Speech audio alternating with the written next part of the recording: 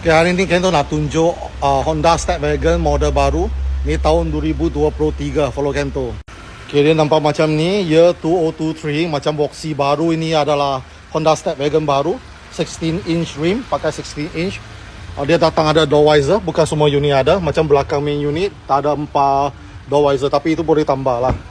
So dalam dia seperti biasa half leather, for high spec. Dia seat dia macam ni, 7 seater.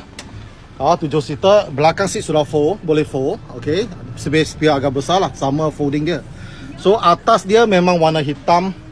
Okay, dia lebih besar, lebih tinggi tau kalau compare dengan model lama. Dia ini optional, tak semesti datang ada. Okay, ini optional. Lepas tu kita tutup.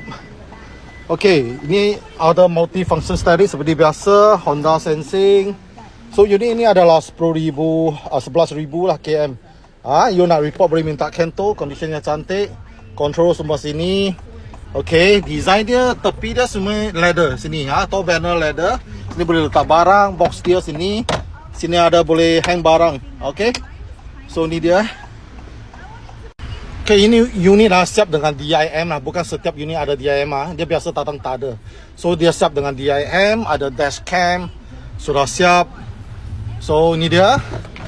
Okay, sebab berminat boleh Roger Kento ni dia 202. Okay, di belakang seat sini dia ada ini seperti biasa lah, ada 2 table lah kan. Lepas tu dia ada remote control di sini juga. Control door close, button door close di sini tepi, dua-dua belah ada. Tak macam dulu tanpa ini door close. Cuma one thing je, sekarang datang semua tak ada waku-waku door. Jadi dia punya design sampai sini bumper dia sudah stop.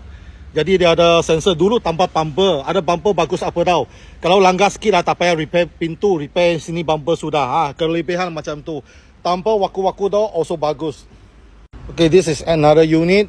Kan tu nak tunjuk dia tanpa itu roof monitor, tapi boleh tambah lah, add on sini lah. Belakang seat dia nampak macam ni, half leather. Half leather. Dia lebih tinggi, lebih besar dari model lama. Depan dia player tak sama, tak sama tadi. Dia tanpa DIM, dia tanpa TIM. Senang kata dia ada high spec, low spec. Ini tak semestinya datang ada DIM, BSM. Tak semesti ada player besar. Ini ada semua. Ini high spec lagi. Sebab berminat boleh Roger Kento. Ini harga dijual 178,000. Year 2023. Condition memang mantap. Jumpa lagi. Bye.